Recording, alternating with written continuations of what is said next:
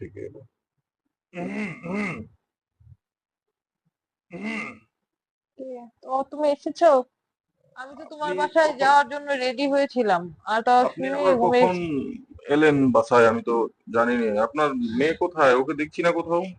ও তো তোমার সাথে ঝগড়া করে চলে গেছে। কি ঝগড়া হয়েছে? ঝগড়া তো আপনার মেয়ে প্রতিদিনই করে, সেটা তো আর আজকে এত নতুন নয়। অশান্তি তোমাদের, নতুন নতুন বিয়ে হয়েছে, কিসের এত অশান্তি সেটাই তো বুঝি না। কি বলবো, মানুষের দুঃখের বিয়ে- কথা, শর্মের মানুষের কথা। আপনার মেয়ে এমন কি যে দিয়েছেন আমাকে আপনারা, শুধু কি মানুষের বলবো। সংসারে 2-3 বছর যায় তারপর ঝগড়া বাজে। আর তোমাদের নতুন বিয়ে হয়েছে 2 মাসে, এই প্রতিদিনই তোমাদের ঝগড়া অশান্তি, কেন এত অশান্তি?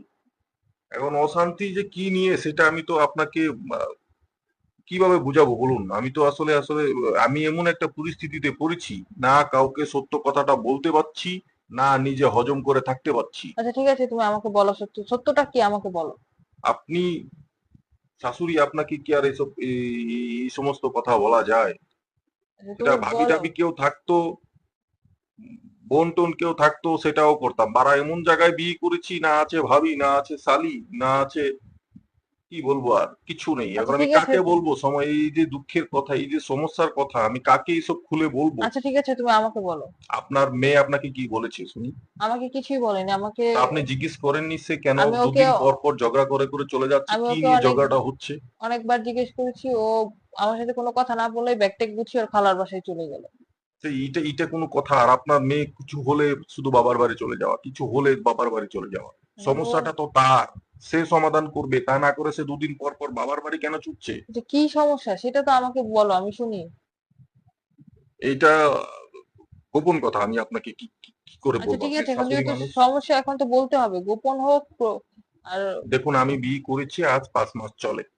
এই 5 মাসের মধ্যে আমি এখন শরম ভেঙে না বলে আর কিছু পাচ্ছি না। কারণ আমি তো সমাধান করতে হবে। আমার ঘর থেকে পর্যন্ত আমার বাবা মা আমাকে খারাপ খারাপ কথা বলছে। তারা তো ভাবছে সমস্যাটা আমার, আমি তো তাদেরকেও বলতে পারছি না। আচ্ছা কি সমস্যা সেটা তুমি আমাকে বলো, খুলে বলো। আপ- এখন দেখুন, আপনি কি মনে করবেন আমি জানি না, তারপরেও আপনি যেহেতু বারবার জানতে চাইছেন, আপনি মুরব্বী মানুষ, বয়োজ্যেষ্ঠ মানুষ, এখন এর সমাধান আপনাকে করতে হবে। আমি শরম ভেঙে আপনাকে বলছি, এই যে 5 মাস আপনার মেয়ের সাথে আমার বিয়ে হয়েছে, আজকে হুম। 5 মাস পার হয়ে আরো 6-7 দিন হয়েছে। এর মধ্যে আপনার মেয়েকে আপনি জিজ্ঞেস করবেন আমার কথা ভুল কি সঠিক। আচ্ছা ঠিক আছে সে তুমি। আমার সাথে কদিন থেকেছে, মানুষ বিয়েটা কেন করে, মানুষ সংসার কেন করে? আমি নতুন বিয়ে করেছি, বা আমিও তো বিয়ে করেছি, সেটা কি বলবো, লজ্জার কথা। আমার আমার ঘরে বউ থাকতে আমি কি বাইরে যাব? তো সেই জন্য কি আমি বিয়ে করেছি? আপনিই বলুন। আচ্ছা ঠিক আছে, আমি রিয়াকে আপনার জিজ্ঞাসা করবো। আপনি রিয়াকে কি জিজ্ঞেস করবেন আমি জানি না, কিন্তু সে যদি সমাধান করে আসতে না পারে, সে আমার ঘরে আর আসার প্রয়োজন নেই। আমার যদি ঘরে বউ রেখে বাইরেই যেতে হয়, আমার যৌবনের চাহিদা মেটানোর জন্য সেটা যদি আমার বাহিরেই যেতে হয়, তাহলে আমি ঘরে কেন বউ রাখবো?